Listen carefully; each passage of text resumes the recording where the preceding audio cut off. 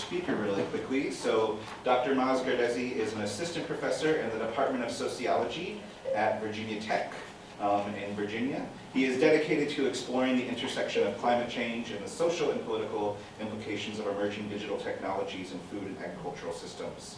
His interdisciplinary research and teaching, which has been funded both by the National Science Foundation and the United States Department of Agriculture, focuses on building sustainable and socially just regional, national, and international food and ag systems. His research emphasizes the role of social science, computer science, and engineering in promoting innovation and democracy from design to governance. So Maaz, feel free to go ahead and share your slides. I will stop sharing mine, pass you off the mic. Let's see, it's challenging for me to do small things. Hi everyone, and thank you for being here. I first of all would like to thank the Quello Center as well as the Department of Media and Information Sciences to sponsor this event, and Jean for inviting me, and it's very nice of you to do that, and Ashley for putting everything together. Thank you, and for all of you for giving some time and coming here. I know it's Friday, people would rather be doing other things. So what I want to do is I would like to talk a little bit about some of the work that we've been doing. And I say we because it's really is a collaborative research. That's a lot of the heavy lifting is being done by students and postdocs. Our job is just to kind of mentor them and provide them some guidance. But a lot of work that I'm presenting is the work that students have put together. I also want to thank the funders, so National Science Foundation as well as USDA, that have enabled these kind of collaborations to take place. And a couple of things, I'm going to be using the word climate smart agriculture, digital agriculture, precision agriculture interchangeably. They're not supposed to be used in that way, but for simplicity, my focus of this presentation is going to be around digital technologies that are for climate change adaptation and mitigation, and specifically those that are in food and agriculture. So having said that, responsible innovation is another concept that will come again and again in this presentation. And some of you might already know about it, but I'll be explaining that a little bit. And then there's another concept called the living lab, living laboratories that we use as a way to bring stakeholders together in designing or co-designing these technologies. So I'll be discussing that as well. But before I do that, I just want to lay out what the big problems are with digital agriculture, precision agriculture. One of them is that it can disconnect nature and culture. What I mean by that is this is a yield map. It represents what the yield may look like or is, but it's not the reality as well. So like there's some kind of disconnection between what the real and the reality is, or what is real and what is representation. And philosophers have been arguing about this question for a very long time. The second is which these technologies, there's also a disconnection between how Western knowledge thinks about causality and how people on ground think about causality. So farmers might think about correlation in different ways than scientists do. And it's because of our reliance on Western knowledge that we think that one way of thinking or approaching knowledge is better than the other. So there's always this idea that will come up in the conversations as well. But again, as I said, relationality is another way in which you're in relation to nature instead of like just being in a causal process. The other big problem is that digital agriculture, especially precision agriculture, can be disruptive to existing social and political processes and asymmetries. So some of the models that are being developed more recently are for large-scale farming systems. Certain crops are being prioritized more than others. So we see these kind of systems that are in the future are also going to narrowly make our food and agriculture systems more and more or less diverse. We also see that some farm workers and farmers are being erased in this process. Some migrant workers are being can be implicated as a result of these technologies. So these are some of the challenges that we're seeing come up. And so our team has been writing about these social issues, and I'm just kind of posting some of the work that has recently come out in journals. So we've explored ideas about algorithmic governmentality, biopolitics, responsible innovation, questions about trust. So things that really matter to this group, I'm sure. And so I'm going to move away from the social issues and say, okay, so what do we do now? Because this is, we can always critique, and it's so easy to keep critiquing. And so what do we do next? So for that reason, my first quick introduction is going to be about the work in the US, and then I'm going to move to a very, very remote part of Pakistan, where I'm trying to I don't know how those two presentations are going to make sense with each other, but we'll make sense of it together. So in the US, I was always interested in understanding diversity, whether it's racial, ecological, social, and I wanted to understand, for that reason, I went out, I was at South Dakota State before I moved to Virginia Tech. So in South Dakota, you can imagine very large scale monocropping systems, farmers that are growing 1 or 2 crops every year. There's a lot of emphasis, the politics is very conservative, right? Republicans are in charge over there. The pollution concern is nitrogen, right? Because of fertilizer use, nitrogen is something that the communities care about, the government cares about more. And then Vermont is, as you can imagine, it's focusing much on organic, regenerative farming, permaculture, things around more biodiverse forms of crops, but also new types of crops like marijuana and hemp. Politics, very liberal, a lot of dairy industry, lots of environmental issues around dairy industry. So the pollutant of concern is phosphorus, right? So those were the two, these are the reasons why I chose it. And then when I moved to Virginia, I was like, whoa, this is even more diverse racially. Virginia is considered to be part of the South, right? And so you see a lot of Black farmers, you see small farmers, but you also see a lot of interesting grape growers and vineyards and fruits and vegetables that are not found in other parts of the country, as well as tobacco. So different type of crops and different landscapes. So this kind of comparison, as you'll see, allows us to do things and develop models that can work for diverse forms of agriculture systems. So we use this idea of the living labs. We have about 60 farmers that we've been collaborating with for the last 4 years. And I'll tell you something, none of them have dropped out of the program. So we've developed trust from the get-go. Those farmers were reached out by a newsletter or a flyer that, hey, we're looking for farmers to work with. We're going to pay you because we have funding from the NSF. We're not going to extract anything. All the data belongs to you. We're not going to go out and sell your data to anyone or anything. So all those things were well established. But what we found was that eventually, so this is the state of South Dakota, Vermont, Virginia. Eventually, we had farmers that were either interested in soil health or farmers that were either interested in water quality. So the idea of the living lab is really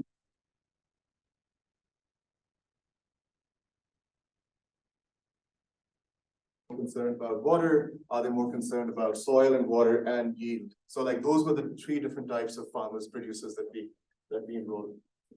Again, there's a lot of diversity in them. We have farmers in South Dakota that are as large as 10,000 acres. Or there are farmers in Virginia that's as small as 6 acres. So huge differences in how these systems will work. Okay, so what does this mean? Our work really starts out by building relationships, right? And that's going to be a key theme between the work in the US as well as in Pakistan. So you see a lot of the students going out, speaking to farmers, understanding their technology concerns, but also understanding how do they make sense out of data, what are they currently doing in terms of environmental protection, how they working towards sustainability and so on. And then we do a lot of field work that's very well coordinated across three sites. So that includes soil testing, that includes flying drones, and then collecting these kind of imageries. And then basically using this information to take back to the farmer just as the first step. But I want to move on to something that's more on the policy side, and it sort of helps us think about how these tools are going to be used for policy making in the future. So what has happened in the last 100 years is USDA has been giving out funds to farmers based on the practices that they use, right? So if you adopt cover crop, we'll pay you this much amount per acre. So they're trying to move away from those incentives towards outcome-based incentives. What that means is that instead of paying a farmer for a specific practice, they will pay a farmer in terms of how much nitrogen or phosphorus they can reduce, right? And the government is going to be using sensors to be able to calculate exactly how much nitrogen and phosphorus is coming off their farm. So we are working with the state government of Vermont to basically understand how in those 60 living labs, this kind of a system can work or not. So there's an, of course, an ecological side of things, which I just told you, soil sampling and collecting the drone data and providing that information back to farmers, creating a baseline where they have an understanding of where they are right now, and then putting incentives in place, and so actually paying them money over time and seeing how things change. But then there's a social component to it, which is this idea of, which I described earlier with governmentality, the questions about biopolitics, the question that the state can actually exert control and power, right? So there are challenges around that as well. So one of the things that we're trying to do is find that balance. And it can be very tricky to do that, especially if you're working with the state government of Vermont. The fun part is that the state government doesn't really know much about how the models are developed. So we're the ones developing the models for them, right? So they're very much open to our feedback at this stage. Virginia is starting a program, similar program this year. So we're seeing more and more states moving towards like an incentive, performance-based incentive system to reduce nitrogen and phosphorus. So that's like kind of the reason why what I'm going to describe you as an experiment is coming up next. So of those 60 farms, some of them are put in control group, some are in treatment 1, treatment 2, and treatment 3. What does this mean is that some farmers are given the standard model. Those are models that have been produced in the last 50 years. This model is it's a hydrological model. It tells you how a nutrient cycles. You basically input how much nitrogen you've used, and it can output how much yield you're going to make. It can also tell you things like, if I have these kind of management practices, what's going to happen to those scenarios? Okay, so these are models, nothing so cool about them. It's just that the government is going to be using them, even if and so our goal is to improve those models. So there's a group of farmers that get those standard models. There's a group of farmers that get more AI-driven models. And the reason why AI-driven models can help in this case is that it can also provide uncertainty calculations. So models on their own cannot provide you a very good sense of how uncertain the model is about those scenarios. But with AI and with a lot of data, we're finding that's one of the constraints with these models. You're able to provide some level of uncertainty as well. Okay. On this side of the axis, you have basic incentives that every farmer gets for participating in the program. And then you have another group of farmers that are given additional incentive if they're able to reduce their use of nutrients. Right? So this is an extremely complicated quasi-experimental approach to be giving to people in the real world. This is not in a lab setting. Things can go wrong. We've had so many issues with this kind of a model approach.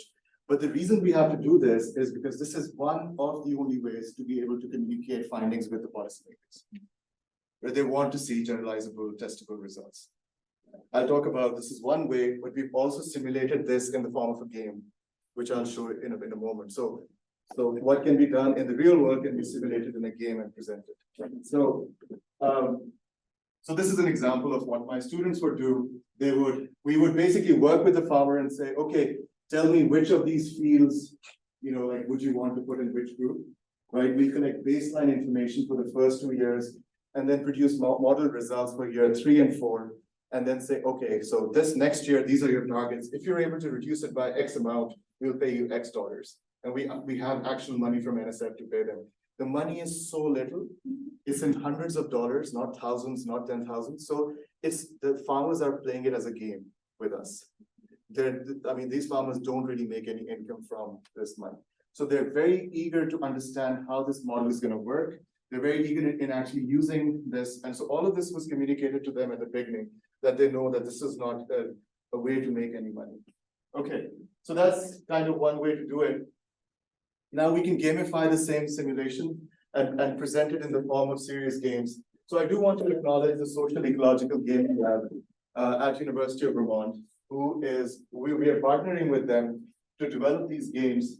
And in this case, this is developed in Unity, and the game is that you have a preference for what kind of advisor you would like. You want a crop advisor, like a human advisor? Do you want a computer app? Or do you want artificial intelligence to be telling you how much nutrients to use, right? So how much fertilizer to apply. And then the other is that there's a cost associated with it. So the crop advisor is a bit expensive. The other thing that we can do is you can actually change the accuracy of the predictions. So we used a cohort recruitment model with 3 cohorts. So whether the accuracy of all advisors was identical, the accuracy of the AI was better, or the crop advisor was better from everybody else. So this kind of a model kind of helps us understand. Also, as people play these games in cyclical, there's like time period involved. So you make a choice, you get your findings, and you move to year 2. So we can also see in which ways in which people can actually learn as well as they go out in time. These kind of games have not been developed for human technology interactions, and especially with kind of digital farming agriculture systems. So when it comes to applying fertilizer, but these kind of games have been developed a lot for conservation practices, and that's been applied for different sectors like dairy industry. People have used it for biosecurity. There was another game that the same team developed to be able to understand like human preferences for biosecurity in a pig farm. So whether people, when they go out, have a cigarette, come back in, do they wash their hands or not? Like those kind of decisions can actually be embedded in the form of a game. The only difference in a serious game in this format is that you can actually, there's a dollar amount, and it incentivizes them to do, there's a economic value as well. And here's once you choose the thing, this is an AI model, is going to tell you, okay, do you want to know more about the recommendation that I'm making for you? And you can say yes or no, and then it says, okay, you can click, and this is the choice of the agent. Do you want to over fertilize or under fertilizer? So based on, you can move the thing and make different decisions. We also like to engage very closely with our design team and help them.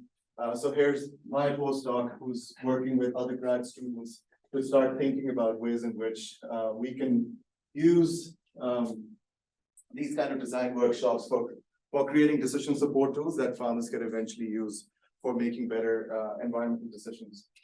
And so we use a lot of speculative work in these design workshops. So this is a new farm times that we've created. And it's for, like small scale Vermont farmers they reduce phosphorus runoff by 20% in 2 years. You are the farmer, how is this achieved? So when we actually conduct this with farmers in Vermont, we ask them, how is this actually achieved? What solutions did you look for? We also, here's another way of kind of having those kind of speculative prototypes. And then this is something that we've kind of recently gotten into with the idea of like, because when you ask people to create futures, they tend to create present forms, but in more like science fictional formats, right? Instead of really thinking about what possible futures might be.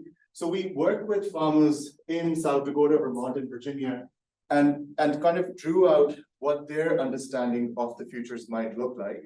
And then we had the design team kind of like enhance them and make them even more crazier than what the farmers were telling us, right? So there's a pumpkin patch somewhere, which is a common activity, probably happens in Michigan as well. But in South Dakota, it's a huge thing, right? So a pumpkin patch, but now there's like a robot that's like kind of finding pumpkins and doing that kind of stuff. So exaggerating the stuff a little bit, and then having farmers kind of Q sort it. So like rank it based on like what you think the futures would look like. And this is just some ways in which like they can think about their communities and the impact we have. And it does help us a little bit with the actual decision support tool as well, which I'm going to show you in just a moment. here's just a Miro board. And I'm not a designer.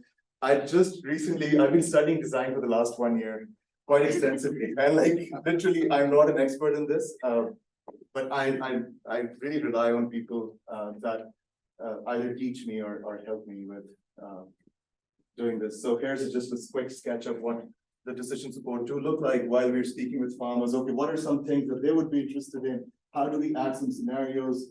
And then here's just like a first decision support tool that one of our students has come up. This is an actual, like you can go online, you can put in your username and password. And then the farmer, eventually those 60 farmers are going to be able to see their data and model. It has differential privacy, so with your username, you can only see your data and you cannot see somebody else's.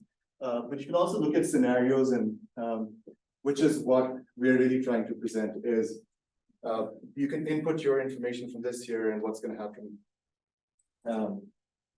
All right, policy engagement is also part of the work that we do.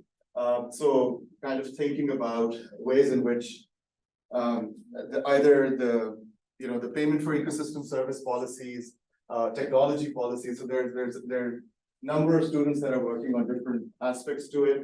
Here's just an example of what we saw when we brought 52 stakeholders from different industries together. They're very like, so this is a nonprofit, an extension, and a technology person, and or another technology person from South Dakota. People are interested, doesn't matter which sector they come from, they're really interested in some aspects of the digital technology revolution. We saw that this might be a way in which people could be brought together. But I just want to kind of quickly summarize what we've kind of discussed so far. And our method of co-designing starts out by discussing in-depth conversations. Some of the students who are more interested in ethnographic work are pursuing ethnographic research as well. There's collection of satellite imagery, lots of soil samples. We bring them together into design workshops. We can think about future farming scenarios, but also practical ways of designing decision support tools. And that information goes back to the farmer. And it's done every 6 months. So this is a pretty fast process. We have to do it every 6 months and every year because we have to give them their targets for next year before they go in planting. So this has to be done very quickly in 3 different states. I'll introduce my team at the end. We have about 25 people working on this project. But it's a lot of fun. I'm gonna switch to Pakistan. You're at like 18-ish minutes. Perfect. This is great. So sorry, I'm going a little fast because I just wanted to give you high level and we can talk about the discussion. So climate smart agriculture in communities in Pakistan. When I went to Pakistan in these communities, and I don't come from this part of Pakistan, I come from like Lahore, which is the central part of Pakistan. So I've never been to these very remote mountainous communities. This mountain is K10, it's Mashabrum. It's about 8,300 meters. These communities are about 12,000 feet above sea level. So they're pretty high, tall communities. They've been growing stuff for centuries. They moved to this part of the world 500 years ago from Tibet. And these communities, they don't speak the local language. They don't speak the national language, Urdu.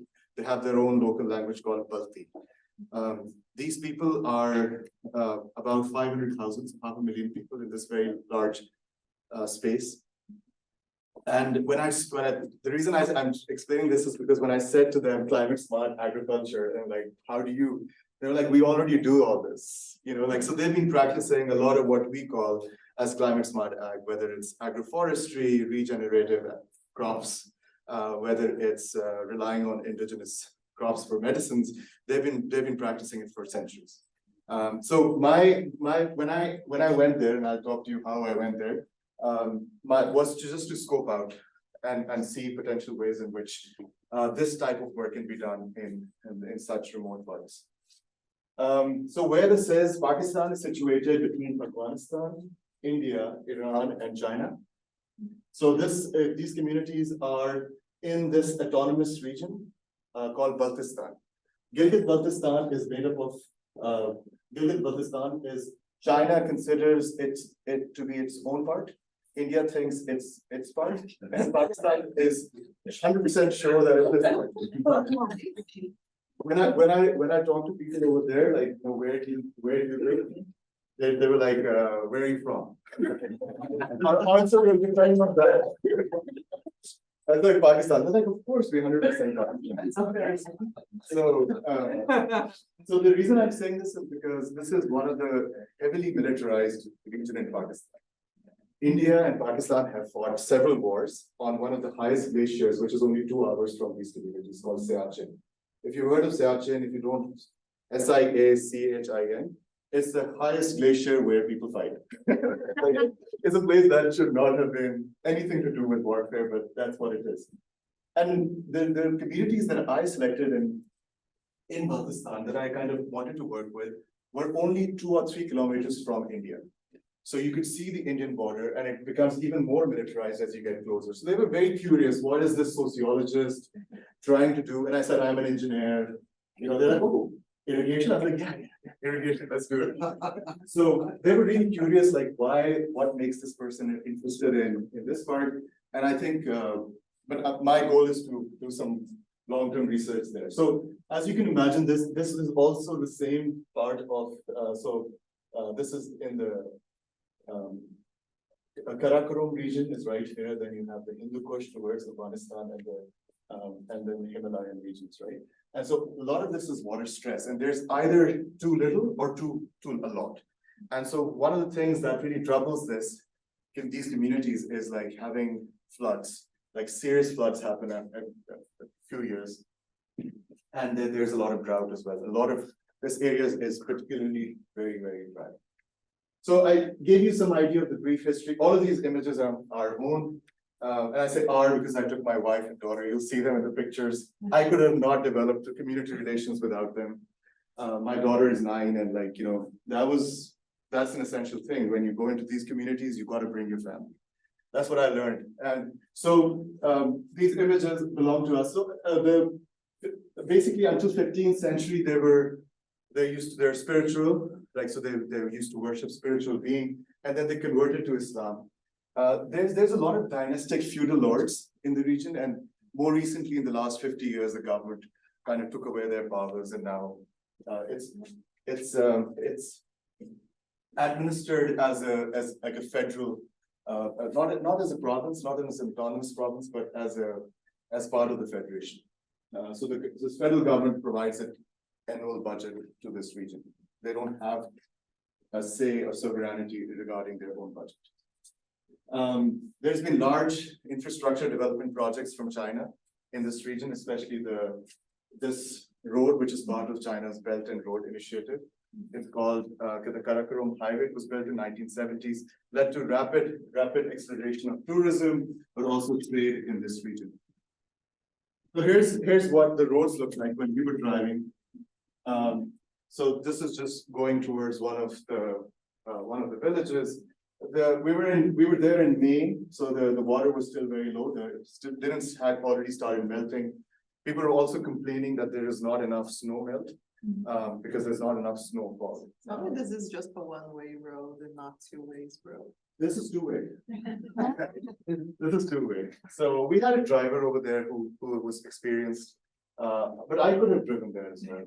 I didn't want to, but I could. So I could not just simply show up to these communities. So I have partnered with a local NGO, Mountain and Glacier Protection Organization. They've been working with these communities for the last 20 years. And they do 2 types of projects. They convert like barren, dry land to arable land. So they bring water from like top of the mountains and they irrigate this, or they build these flood walls. Okay. So the reason I got interested in them is because they try to establish a very democratic system of governance when they initiate a project. So every community that I visited had 5 committees: procurement, operation, audit, project management, and environment.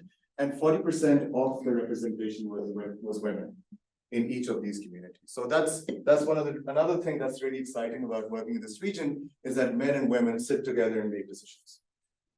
Women also do, so this is like, and you basically fly out. How to get there? You fly out from Islamabad, the capital. It's a 1-hour flight to Skardu, which is the capital of the province. And then you go onto these bridges. And then you have to wait, as you were just saying, this is a two-way, so you gotta pull back and then let that person go. And then go. So these bridges again have been established by the military. All the development with infrastructure has been as a result of the military. And people are happy with military, but I'll show you some other ways in which people aren't too happy also with what's happening. And that's our driver, Chacha. We call him Chacha, which basically means uncle in local language. So farming, 80% of households do farming, women do a lot of farming, right? So all the decisions regarding anywhere from seed planting to harvesting, women make those decisions. Men are involved in preparing the land and completing the harvest. So it's a system where you see women actually working on the farm. Household income is about $70 per month. Each village is about 200 to 500 households. And they have one long growing season. The first crop is planted in March. The second is in July. So I did a lot of listening sessions with these communities. And you know, like they were very prepared for me. So they had their presentation, they had like their, 10 minutes, okay. They had their presentation, they had somebody who would be giving the presentation, then we would walk around in their community, look at some of the work that they've been doing with clearing the channels or with converting some of the arable land to some of the barren land to arable land. I got lots of presents, lots of food. I'll just show you. Here's an example of some of the food that they presented. They're very basic tea and bread and lots of nuts. They grow a lot of nuts, including apricots, and the seed of the apricot is used for oil as well, and as well as for eating. But apricot is something that they use for fruit, and with bread, everything is apricots.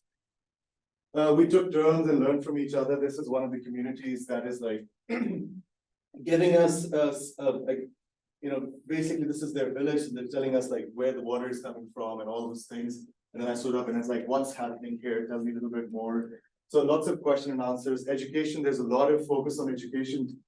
Children. So in Pakistan, the literacy rate is about 30%. In this region, it's about 70 to 80%. So it's much higher. There's a lot of philanthropic work happening here. So I'm just moving quickly, but I do want to talk about this. So building trust with the community depends. This is my daughter playing with the goat and the sheep. This is the school that we visited, and this is the driver who would bring a gemstone every day after work for my wife. So he kind of fell in love with her. He would basically give her a present every day. And I think without these kind of interactions, this would not have been possible. Because now, you know, I can, I hope I can keep their trust and maintain it. But this was a good way to, so that's my daughter kind of running with the goat in her hand. I don't know where she's taking it. But, these are some of what the streets look like inside the village.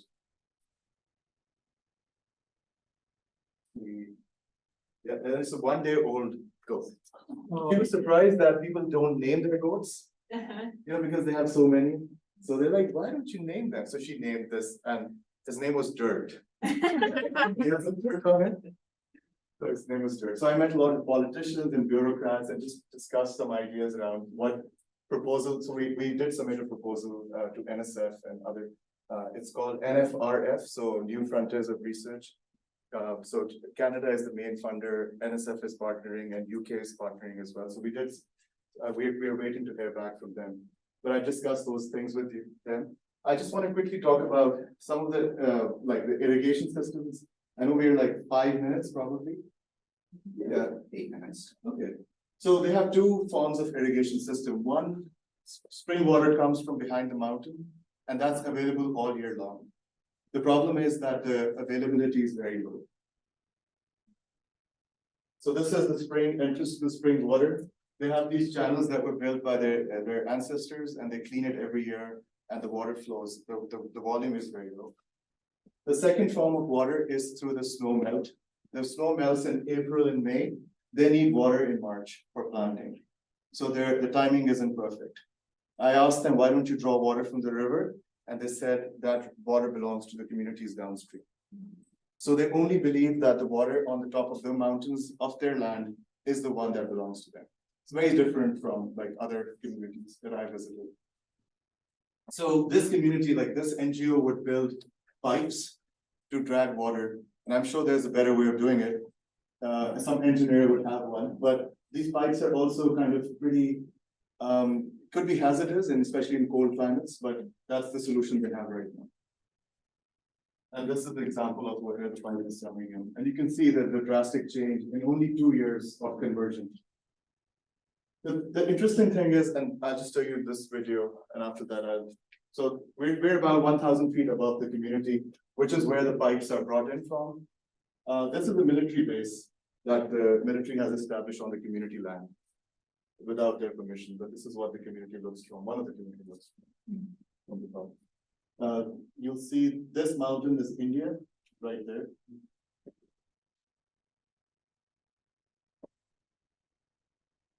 So, but the interesting thing is that they are moving, as they convert dry land to farming land, that new land doesn't have any ownership on it. So they do not have private property on any new land that's converted. It's commonly owned.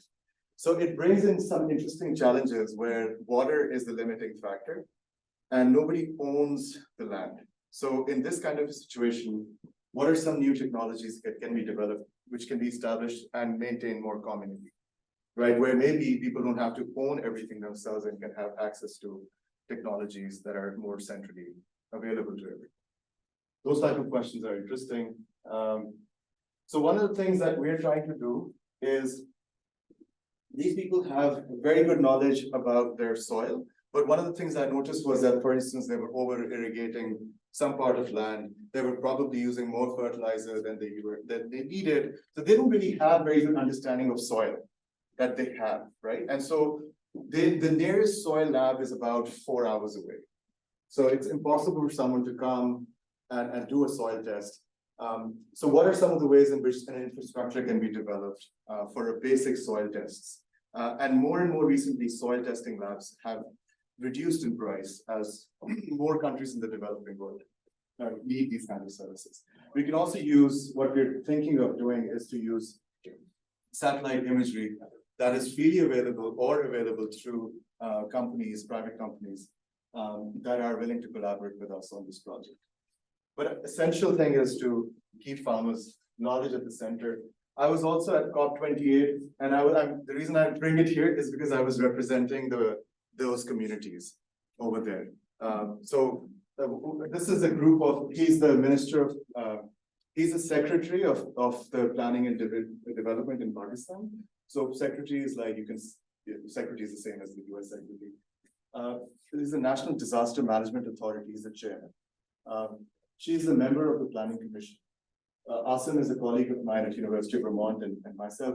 And so I was trying to and they were having conversations around interagency data sharing so that they can provide more climate resilient services to these communities.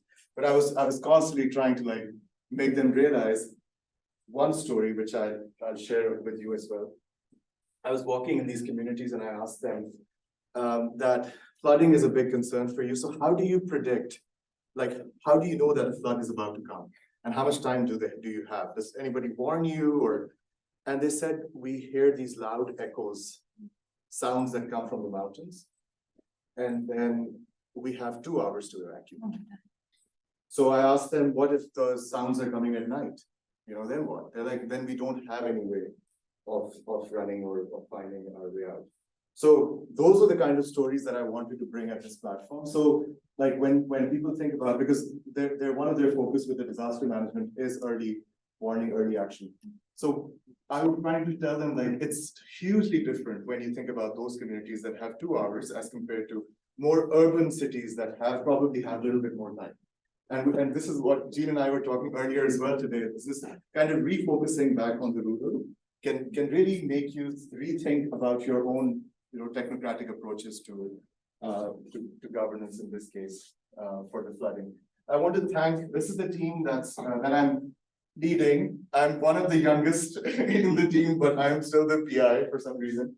I'm indebted to them for trusting me with the work that we've been doing. It took us some time to get to know how each other work, how we work, and what are some things that motivate us. We've had a lot of students and postdocs that have really made it successful. But without any of them, none of this would have been possible. And again, thank you for having me. Thanks.